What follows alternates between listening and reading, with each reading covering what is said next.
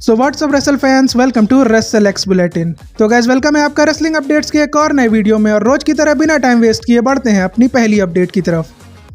सबसे पहली अपडेट जुड़ी है फिन बैलर से, जिन्हें रॉ पर अच्छा खासा स्क्रीन टाइम तो दिया जाता है, लेकिन उनसे रिलेटेड एक ऐसा स्टैट सामने आया है जिसे देखकर यह कहना गलत नहीं होगा कि ट्रिपल एच एरा में फिन बैलर भी बस एक वेस्ट टैलेंट है। ऐसा इसलिए क्योंकि फिन बैलर को अपना आखिरी सिंगल्स मैच जीते हुए 1 साल से ज्यादा हो चुका है। और तो और ट्रिपल एच एरा के पिछले 2 सालों में फिन बैलर ने सिर्फ 3 ही सिंगल्स मैच जीते हैं, जो कि फिन बैलर जैसे सुपरस्टार के लिए काफी घटिया स्टैट है, क्योंकि एक टाइम पर तो ट्रिपल एच उन्हें WWE कंपनी का फेस बनाने वाले थे। लेकिन फिन बैलर की इंजरी की वजह से उस टाइम ऐसा नहीं हो पाया था, और उसके बाद फिन बैलर को मिड कार्ड डिवीजन में बुक करने के लिए विंस मैकमैन को काफी ज्यादा क्रिटिसाइज किया जाता था। बट पिछले 2 सालों में ट्रिपल एच ने उनके साथ जो किया है, उससे यह पता लगता है कि विंस मैकमैन ट्रिपल एच से ज्यादा अच्छे तरह से फिन बैलर को शो पर यूज करते थे। और अब इस स्टैट को देखने के बाद मुझे नहीं लगता कि फिन बैलर को ट्रिपल एच एरा में भी हम लोग कभी वर्ल्ड चैंपियन बनते हुए देख पाएंगे।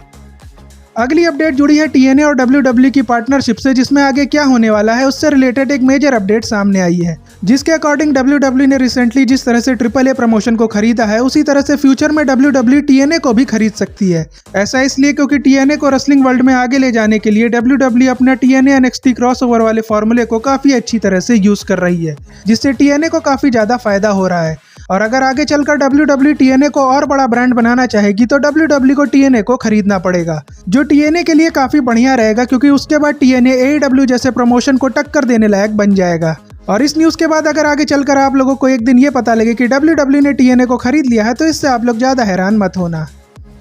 नेक्स्ट अपडेट रिलेटेड है AJ ली के रिटर्न से। तो guys, new judgment day member Roxanne recently एक इंटरव्यू शो में गई थी, जहां पर उनसे AJ ली से मैच करने के बारे में क्वेश्चन किया गया, जिसके जवाब में रॉक्सेन ने कहा कि वो डेफिनेटली AJ ली के साथ मैच करना चाहेंगी और वो चाहती हैं कि AJ ली का रिटायरमेंट मैच उन्हीं के साथ हो। और रॉक्सेन का ऐसा बोलने के बाद फैंस ये स्पेकुलेट कर रहे थे कि AJ ली का रिटर्न हो सकता है, क्योंकि समर स्लैम AJ ली की होम टाउन में है, तो वहां पर AJ ली की सरप्राइज अपीयरेंस हम लोगों को देखने के लिए मिल सकती है। जिसके बाद रेसलिंग ऑब्जर्वर ने AJ ली के स्टेटस के बारे में अपडेट शेयर की, जिसे सुनकर फैंस थोड़ा निराश हो जाएंगे, क्योंकि इस रिपोर्ट के अकॉर्डिंग WWE का अभी कोई भी प्लान नहीं है AJ ली को WWE में वापस लाने का, जिसकी वजह से फैंस को AJ ली के रिटर्न की उम्मीद अभी नहीं रखनी चाहिए। बाकी समर स्लैम की डेट जैसे जैसे नजदीक आती है, AJ ली से रिलेटेड और भी अपडेट्स आपको इस चैनल पर जानने के लिए मिलती रहेंगी, तो चैनल को सब्सक्राइब जरूर कर लेना।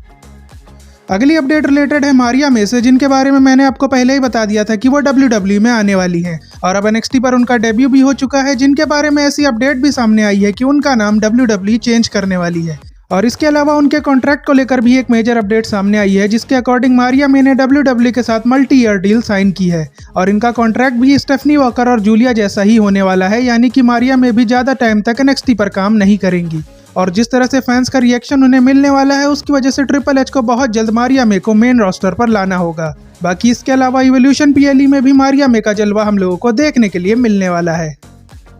नेक्स्ट अपडेट जुड़ी है रोंडा राउजी के इवोल्यूशन PLE स्टेटस से, जिसके बारे में रेसल वोट्स ने अपडेट शेयर की है।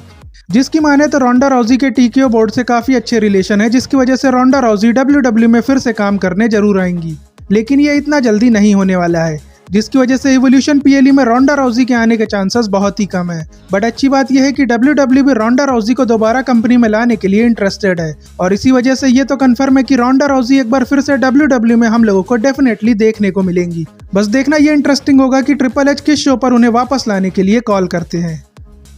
नेक्स्ट अपडेट रिलेटेड है जॉन सीना से। तो गाइज, हम लोग ये तो जानते हैं कि जॉन सीना की अगली appearance money in the bank में होने वाली है, और उसके बाद वाली रॉ के शो के लिए भी उन्हें एडवर्टाइज किया गया है, और ये बात भी कंफर्म है कि रॉ पर जॉन सीना क्राउड के लिए प्रोमो भी कट करेंगे। तो इस प्रोमो से रिलेटेड ये अपडेट सामने आई है कि इस प्रोमो में ऐसा हो सकता है कि जॉन सीना R-Truth के रिलीज होने वाली सिचुएशन को एड्रेस करे, जिसमें वो ये बोले कि उनके साथ मैच करने की वजह से R-Truth को कंपनी छोड़ के जाना पड़ा, और ये सब उनके रेसलिंग को रूइन करने वाले मकसद का ही पार्ट है, जिसकी वजह से जॉन सीना को क्राउड की तरफ से बहुत तगड़ी हेट मिलेगी, जिससे WWE R-Truth वाली सिचुएशन का फायदा उठाकर जॉन सीना के हील कैरेक्टर को और तगड़ा बना सकती है। इसके अलावा फैंस का गुस्सा तो स्टिल ट्रिपल एच और TKO बोर्ड के ऊपर बना हुआ है, क्योंकि फैंस अभी भी WWE की हर पोस्ट के कमेंट्स में "वी वांट ट्रुथ" लिखकर पोस्ट को हाईजैक कर ले रहे हैं, जिसकी वजह से ये कहना गलत नहीं होगा कि स्मैकडाउन और मनी इन द बैंक में भी "वी वांट ट्रुथ" के चैंट्स हम लोगों को सुनने के लिए जरूर मिलेंगे।